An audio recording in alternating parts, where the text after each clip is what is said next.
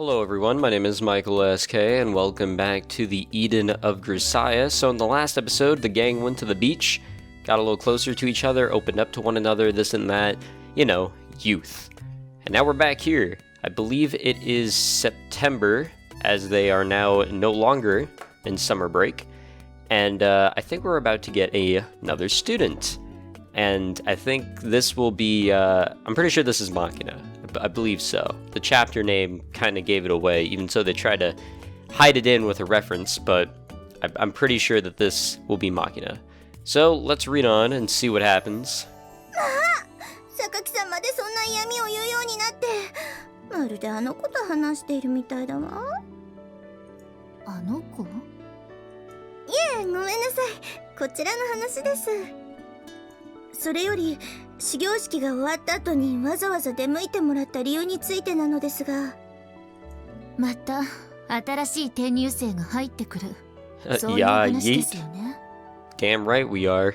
ああ、どうしてわかったんです？学園の運営が始まってから私がここに呼ばれるときはいつもその話が絡んでいましたから。Yeah, you gotta switch it up. Keep us on our toes. じゃあ、もし私が一緒にお茶をしましょうと誘ったら？お断りするでしょうね。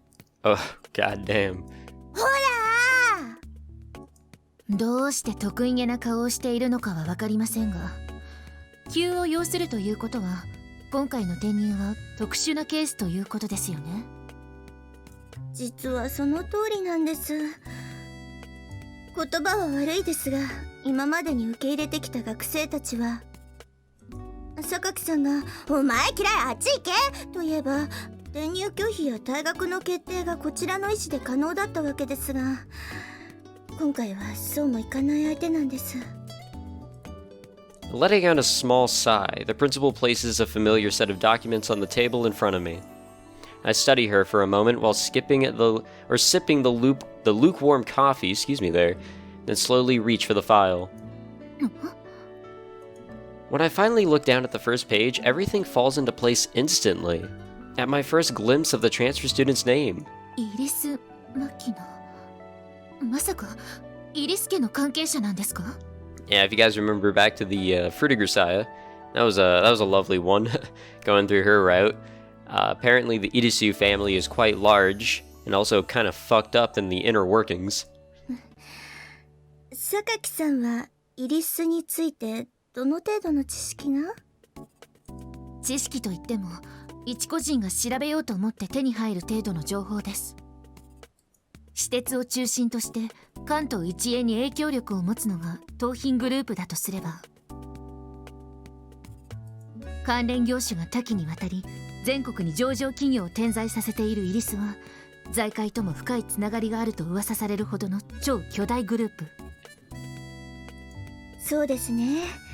今や普通の生活をしていればどこかしらでイリスのお世話になっているというのは有名な話です。そしてイリス家の長女は幼い頃誘拐事件に巻き込まれたことがある。Oh yeah. ことくらいは。Yeah, she was. That was horrible. あの事件は当時報道管制が敷かれていましたからね。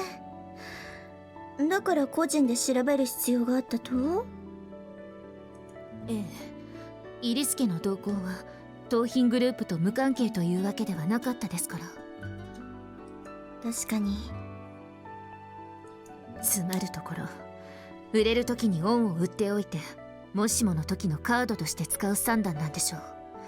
あの人の考えそうなことだわ。嫌いだからこそ考えていることが分かってしまう？それは違います。私にあの人の考えていることなんて分からない。それこそ何一つ。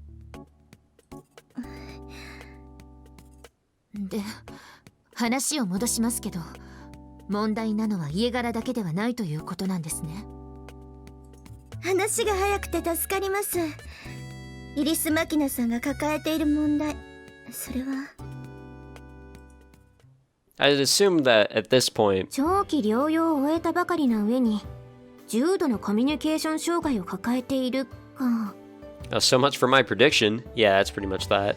I was gonna say, since that goddamn, I cannot speak. Since that kidnapping, I'm pretty sure she's been kind of fucked in the head, and I guess that is the result of it. Great. I don't remember too many of the details, but I guess, yeah, she was hospitalized. A severe communication disorder. I don't exactly know why that would have happened. Maybe she just didn't want to talk to anyone. I honestly just don't remember that much in terms of detail. Sorry, guys. ってことは、あんまり学校も行けてなかっただろうし、補習仲間が増えるチャンスかも。どこをどう解釈すればそういう考えになるのか不思議だけれど、今回はそんなに単純な話ではないわ。そうなの？こうして情報が開示されているということは、それだけ気を使う必要があるということよ。要は今までとは違うから覚悟しろってことだよね。ええ。まったくもう、由美子も天音も難しく考えすぎなのよ。コミュニケーション能力に問題を抱えてるって言ったって、どうせ由美子みたいなへそ曲がりとか天音みたいな無駄にエッチなヤンキーとかなんでしょ。だったら心配いらないわよ。だといいけれど。It can't be that simple. It's not going to be that simple, but maybe it might be. At the principal's request, I've left out the details about the transfer student's family, but I seem to have conveyed that she's something of a special case at least. The fact that the others don't complain about our orders to assemble at the school gates half an hour beforehand seems proof enough of that. Time to go meet her, I guess. あと3分で時間ね。So this Makina that's coming here is not going to be the Makina that we're used to because of the recent situation that she was involved in, but should help us get to know the character a little bit more, even so we've gone through 3 games with her. It doesn't matter to me how eagerly that man wants this girl to enroll. I'll treat her exactly the same way I did the others. Or so I keep telling myself. But as the appointed time approaches, I find my body growing increasingly tense. ねえ天音、私のツインテールちゃんと左右均等になってる？ツンデレしてるわよね。結局大したことないって言ってたミチルが一番緊張してるんじゃない？ From the expressions on their faces alone, it seems clear that Susan and Matsushima-san are also feeling rather tense at the moment. いやや、このエンジン音はミスズ自動車の電子制御式無段階可変容量型ターボ。Or you could say that's the sound of a car. Suddenly, the silence is broken by the sound of a huge engine, the sort you don't hear a lot in a quiet little city on the coast. Moments later, a sizable semi-trailer appears on the road and draws to a careful halt directly in front of us. アイリス、ロジスティクス。The huge letters painted on the side of the trailer make it immediately obvious that this has something to do with our transfer student's arrival. あ、嘘でしょ。まさかこんなに大きな車が必要なくらいの巨人なの？いや、どう考えても引っ越し荷物用でしょ。Even if that's the case, this has to be a more dramatic arrival than Susan pulling up in a motorcycle or Matsushima-san's belated taxi ride. It's an entrance that demonstrates rather powerfully exactly how unusual this girl's background is. ってことは、転入生は別の車で？事前の連絡では、この車に本人も同乗していることになっているんですけど。Despite the principal's uncertain claim, there doesn't seem to be anybody in the front of the truck other than 2 men in work clothes. But all of a sudden, as if to answer our unspoken questions, part of the trailer's outer wall slides aside to reveal its interior.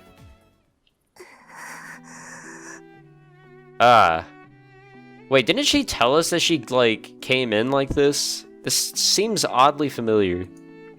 The middle of the trailer's 3 large partitions is largely empty, apart from a sofa and a few cardboard boxes, and a single young girl standing quietly with her eyes downcast. コンテナの中に人？小学生みたいに小さな子だね。I'm only supposed to be a single year older than her, but to be sure, her diminutive frame and that unruly mess of curls on her head make her look a great deal younger, excuse me. Apparently noticing our bemused stares, the girl hugs her stuffed toy tighter, looking even more anxious than before. あなたがイリス・マキナさん? And this is a side of Makina that I am not used to at all. The principal breaks the awkward silence by calling out to her, but the girl only raises her head slightly instead of replying. At this point, the worker sitting in the passenger seat climbs down out of the truck and begins unloading boxes from the trailer in silence, in an apparent attempt to force things forward. He works quickly, with obvious competence, but the way he completely ignores the transfer student's existence makes me think of a cold-blooded soldier. お嬢様、作業が完了いたしましたので、ご降車願います。 As the man bows his head in her direction, the transfer student finally descends from the truck, her steps slow and uncertain. 美浜学園へようこそ、イリス・マキナさん。私は当学園学園長の立花千鶴です。イリス・マキナです。よろしく。 Like, I remember her being shy around Yuji when he showed up, but goddamn, this is like taking it to a whole nother level. それから、私はツンデレの中のツンデレ、松島みちるよ。あ、それから、あんたがどうしてもって言うなら、私のことはみちる様って呼んでもいいわよ。だからって別にあんたのことが好きとかそんなんじゃないんだからね。 Yeah, could you leave? いったー。あまね、なんで叩くのよ。あんたがいきなり変なこと言ったせいで転入生が怯えちゃってるからよ。はーい。さっきの子はいろいろと残念な感じだからあんまり気にしないでほしいんだけど、私は2年生の周防あまねだよ。これからよろしくね。You know, I really wouldn't say that Michiru is working through any issues, but she definitely has them. よろしく。榊由美子、1年生よ。見て見て、あまね、由美子が転入生を怯えさせたわよ。だとしたら何？いえ、なんでもありません。Wow. すみません。それで、お嬢様の引っ越し荷物はどちらに？それが今は本人に部屋を選んでもらう形をとっていまして、イリスさんにもこれからお願いしようと思っていたのですが。では、部屋が決まり次第、そちらに運び入れさせていただくという形でよろしいでしょうか？はい、そうしていただけると助かります。というわけで申し訳ないんだけど、早速寮に案内させてもらってもいいかしら？The transfer student nods slightly, and the two of them walk off toward the dormitory. ちなみに私たちはどうするの？何かあるかもしれないし、一応見届けた方がいいんじゃない？そうね。Having reached a consensus, the three of us follow along after our new classmate. Damn, she is just really quiet. これが部屋の鍵よ。Just straight up shy. It makes me sad, honestly. After listening to the principal's explanations concerning the dorm and our current arrangements, the transfer student ultimately picks the room across from Matsushima-san's and next to Suo-san's. イリスさんとは今日からお隣さんだね。Ah, fuck. Think I よろしく。 pulled a Michael SK and skipped the last part of that. じゃあ荷物を運び入れてもらっている間に学校の方を案内するから私についてきてね。In an In an exact replay of their walk to the dorm, Irisu-san follows the principal shyly down the hall, staying a step behind at all times. For some reason, the sight reminds me of a uniformed lady leading a lost child along by the hand, not by the hand. Good job, game. Something about that makes me a bit uneasy. 前評判通りと言ったら失礼かもしれないけど、確かに配慮が必要な感じだったわね。初めて会う相手だから特別緊張してたってわけじゃないんだろうしね。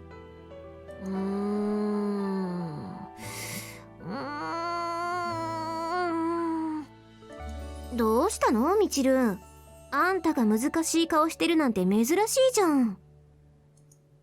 なんか今軽くバカにされた気がするけど、実は私さっきから気になってることがあるのよね。どんなこと？あの子がずっと抱えてた人形。あれ、なんていうキャラクター？今そこが重要か？ I mean, I've never seen that stuffed animal in this game before, so I don't know if it has too much importance. It probably doesn't. Our first impressions of Irisu Makina weren't particularly strong. At a glance, she seemed like nothing more than a rather introverted girl. But her problems were in fact significantly more serious than that, as we begin to understand the very next morning. Uh-oh. What's gonna happen? Oh, so I wonder.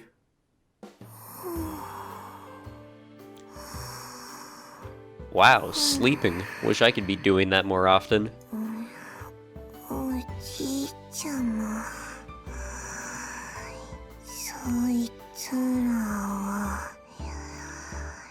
Okay.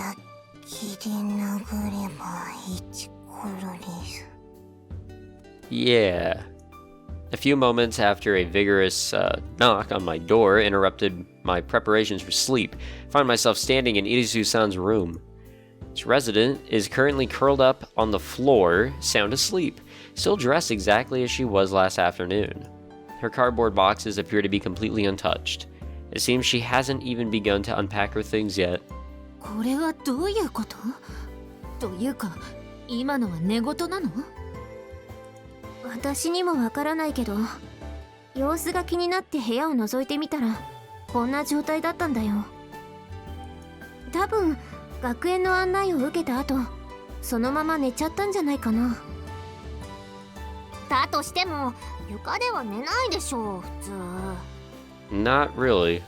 じゃあ普通じゃなかったんでしょうね。 None of these characters are. It's true, you know. とりあえずイリスさんが目を覚ますのを待って話を聞いた方が良さそうね。せっかく熟睡できてるんだからわざわざ起こす必要はないよ。 The implication of Susan's words is clear enough. No one present raises an objection. Excuse me there. We end up waiting in Irisu-san's room silently for quite some time. About 2 hours later, she finally wakes up.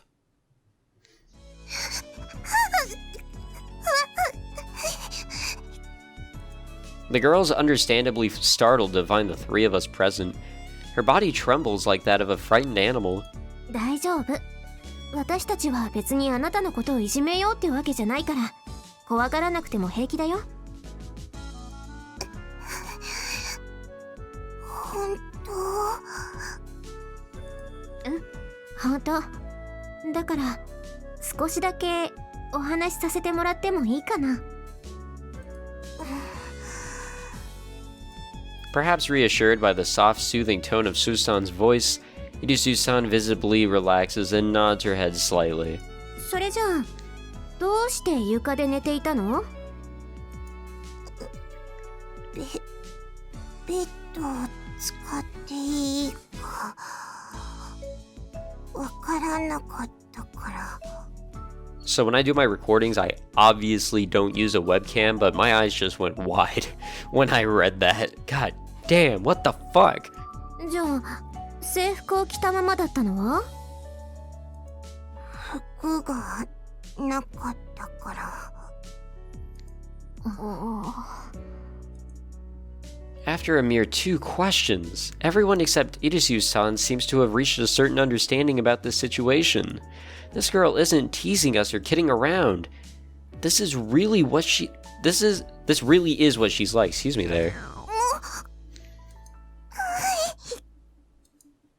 Irisu-san's stomach lets out a sudden growl. She abruptly dashes behind her pile of cardboard boxes and then pokes her head out to look at us. Doubt. いや違わない。完全にあんたの方から聞こえたってば。みちる。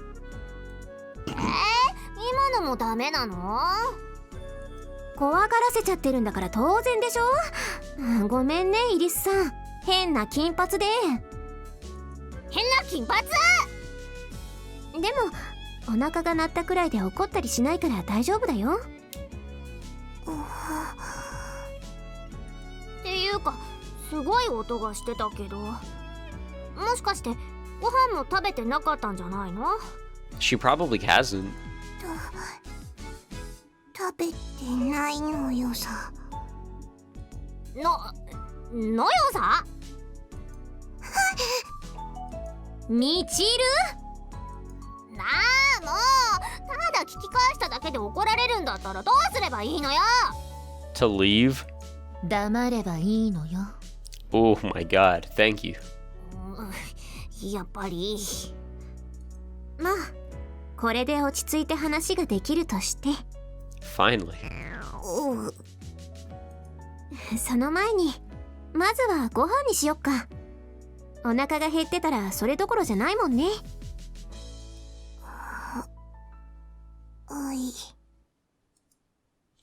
God damn, she really has turned into like a... どうぞ召し上がれ。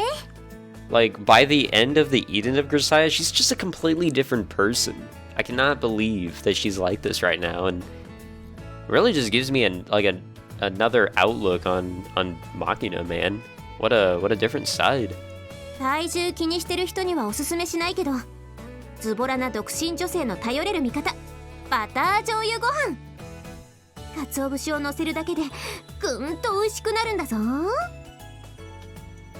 Susan certainly works quickly. Only a few minutes after we move to her room, she's whipped up a respectable breakfast. It's a fairly simple offering, with only fried eggs and a banana accompanying the main course, but it's enough to fill the air with a stimulating scent. お前だ。スオさんまで何をやってるのよ。ごめん、あまりのツッコミどころに思わず。 Yeah. てか食べて。ありもので作ったから大したものじゃないけど。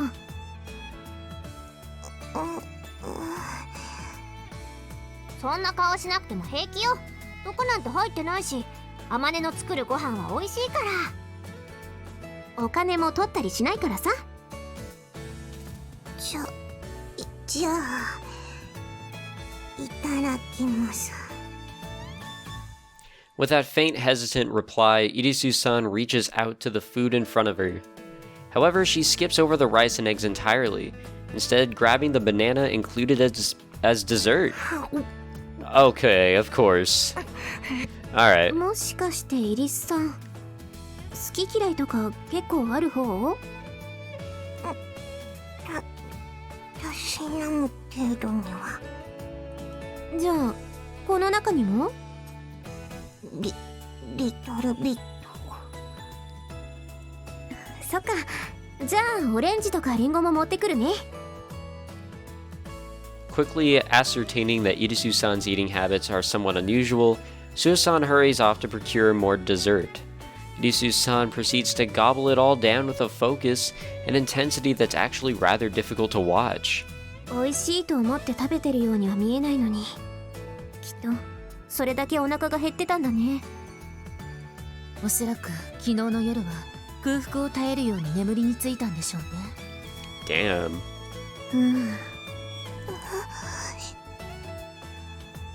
Realizing that we're watching her with troubled expressions, Irisu-san looks up at us questioningly. God damn. なんでもないよ。イリスさんは気にしないで、そのまま食べてていいからね。still a little sick, or I'm recovering, I guess you could say. It's hard for me to choke out some words. But then again, it's always been that issue. Just, even when I'm not sick. I don't even know why I'm trying to blame it on my sickness. Apparently reassured, Irisu-san immediately returns her focus to the food in front of her. Within less than 15 minutes, she's eaten through everything Susan has to offer. Wow.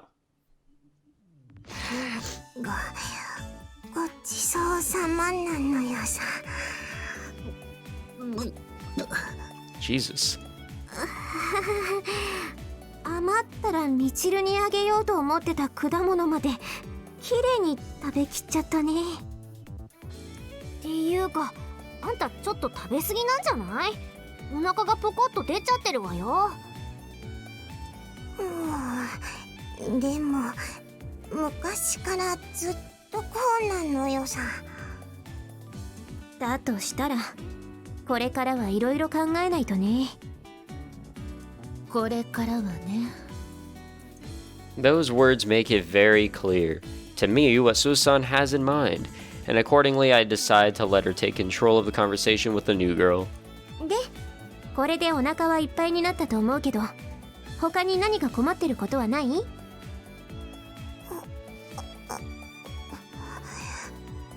ありません。そっか。じゃあ次は部屋作りかな。だってこのままだと今日も床で寝ることになっちゃうでしょ。でも幸いこの2人も手伝うって言ってくれてることだしさ。 They did? はあ？私はそんな話一言も聞いてないわよ。あれ？そうだったっけ？でもまあもちろんみちるは手伝ってくれるわよね。なんたってツンデレなんだし。ここでそれ言っちゃう。ツンデレ出しちゃう。まあそこまで期待されたら手伝わないわけにはいかないわよね。三島崎一のツンデレとしては。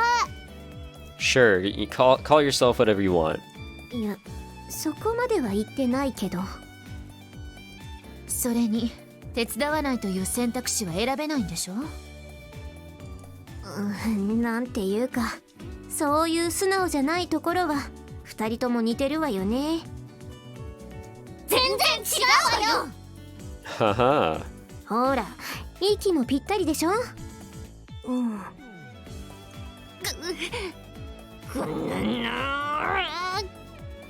そういうわけだから一緒にパパッとやっちゃおう。I'm not entirely enthused to be roped into helping out, but Irisu-san doesn't have that much luggage to begin with. It takes us less than 2 hours to get her room into a presentable state.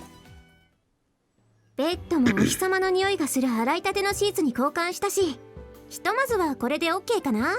I'm starting to see how Amane became the motherly figure to Makina. It's happening really fast too. But it's not being forced. It's happening because we know Amane's personality already.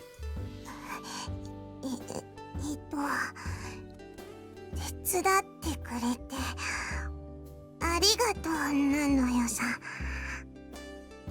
どういたしまして。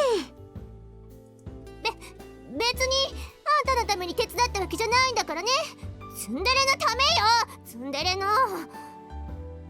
もし何か必要なものがあったら学園長に相談するといいわ。大抵のものは揃えてもらえるはずだから。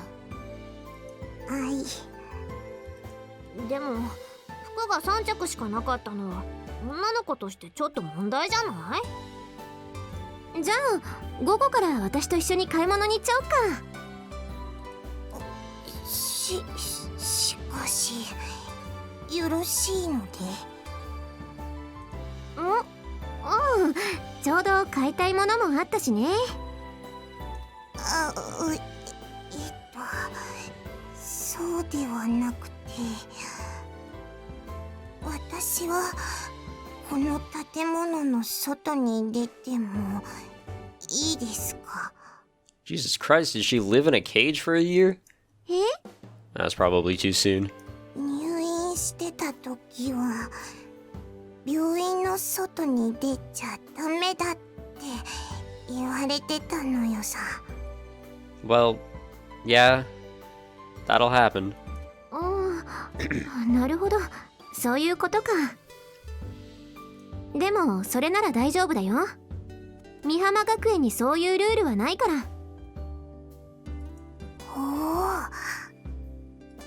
でもこの学園の敷地って結構広いから、寮の外に出るときは必ず玄関のネームプレートを外出に変えること。それから学園の敷地外に出るときは一言誰かに声をかけてもらえると助かるかな。わかりました。なのよさ。We finished setting up her room and provided her with some sweetbread to serve as emergency rations. Superficially, that takes care of everything for the moment. But all three of us are still feeling rather uneasy about the situation, so we decided to hold a special meeting immediately afterward. Ooh, a special meeting. 今できることはやったつもりだけど、大丈夫かな、イリスさん。 It's a good question. We'll have to answer that in the next episode.